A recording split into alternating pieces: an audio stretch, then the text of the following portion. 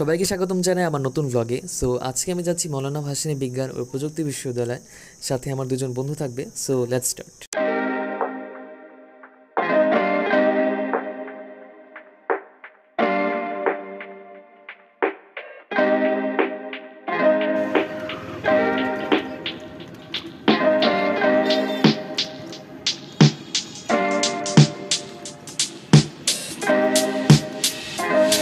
আমরা এখন প্রায় স্টেডিয়ামে পুকুর পাড়ের কাছাকাছি চলে আসছি এবং ওই মুহূর্তে দেখা হয়ে যায় মীর তানভীর আর শিবলির সাথে।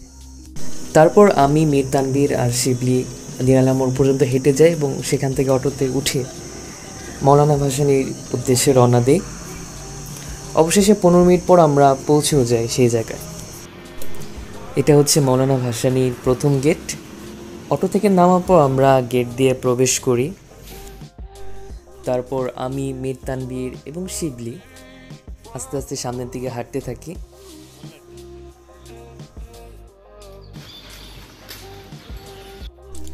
অতঃপর আমরা তিনজন কৃষ্ণচূড়া ল্যানের দিকে যেতে থাকি।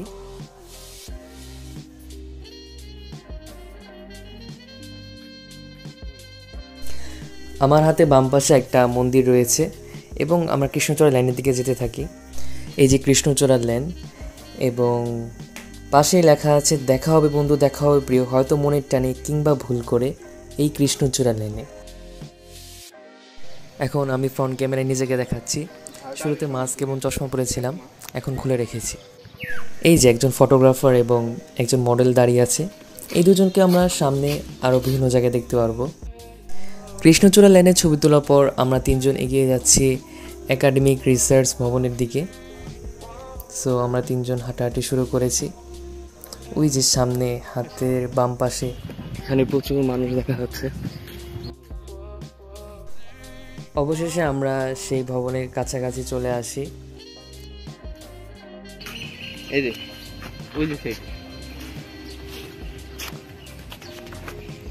এই পুকুরে কি নাম আছে? না,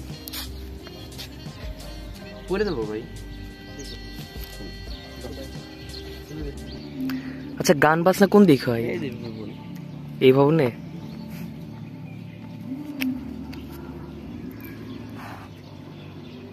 আচ্ছা, এখানে একজন সেলফি তুলছে, ও হচ্ছে শিবলি, আমাদের মডেল। আর আমার মনে হয় মীর তানভীর তখন ওর ফোনে চেক করছিল যে ব্রাইটনেস আসলে ঠিকঠাক আছে নাকি। তা শিবলি, বলো যে আমার ভ্লগে আসার অনুভূতি কেমন? ব্লগে আসলাম, অনুভূতি একটু অন্যরকম। নাইস। তো এখানে দেখা যাচ্ছে একজনের হাতে দুইটা ফোন আছে। দুইটা ফোন কি কি? ডান পাশেরটা কি? রিয়েলমি 7 5G, আর এটা হচ্ছে স্যামসাং গ্যালাক্সি A52s। আমার হাতে আছে রেডমি নোট 10। দুজনে ছবি তোলার পর দেখছিল যে কোন ছবিটা সুন্দর আসছে। ও সেই আসছে। তো আমরা পরবর্তীতে যাই জননেতা আব্দুল মান্নান হলের দিকে। এটা হচ্ছে হলের গেট দিয়ে আমরা ঢুকলাম। দেন সামনে আছে বিরাট বড় একটা ডাইনিং রুম। এখন আমরা উঠেছি সেকেন্ড ফ্লোরে। আর এই যে হলে বিভিন্ন ধরনের রুম আছে। পাশে এটা হচ্ছে রিডিং রুম বা লাইব্রেরি বলতে পারেন। এটা হলো পুরো ভার্সিটির মধ্যে সবচেয়ে বড় হল। তো এই সময় শিবলির ইচ্ছা হলো যে ও পাইপের উপর বসে ছবি তুলবে। মীর তানভীর ওর বেশ কয়েকটা ছবি তুলে দেয়, ইভেন আমিও আমার ফোন দিয়ে ওর জন্য কয়েকটা ছবি তুলে দিই। গরম জানি না লাগে।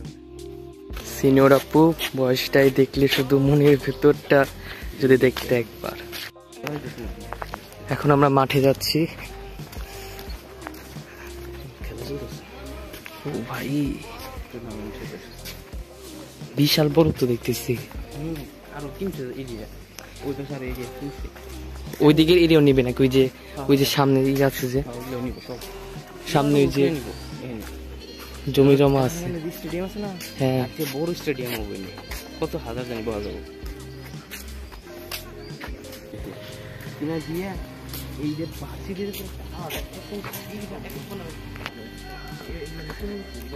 আরো কত কাছে এসেও তোমায় হারাবো, তবুও ভালো থাকুক ভালোবাসা অন্য কারোর ভালোবাসায়।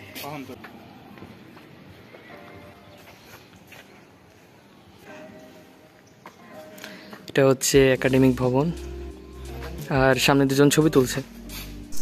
এখন মীর তানভীর আর শিবলি দেখছে যে ছবিটা আসলে সুন্দর হয়েছে নাকি খারাপ। আমরা এখন কেন্দ্রীয় গ্রন্থাগারের দিকে এগিয়ে যাচ্ছি। নিচে ক্যান্টিন আছে আর উপরে হচ্ছে গ্রন্থাগার। যেহেতু ওই দিন শুক্রবার ছিল তাই এটা বন্ধ। আচ্ছা, আমরা এই রাস্তায় আসছি, আর এখানে লেখা why so serious, that's great. Shibli আবারও ছবি তুলছে নীল পাখার মাঝখানে দাঁড়িয়ে। সামনে কিছু কুকুরদের দেখা যাচ্ছে। আজকের আকাশ অনেক সুন্দর।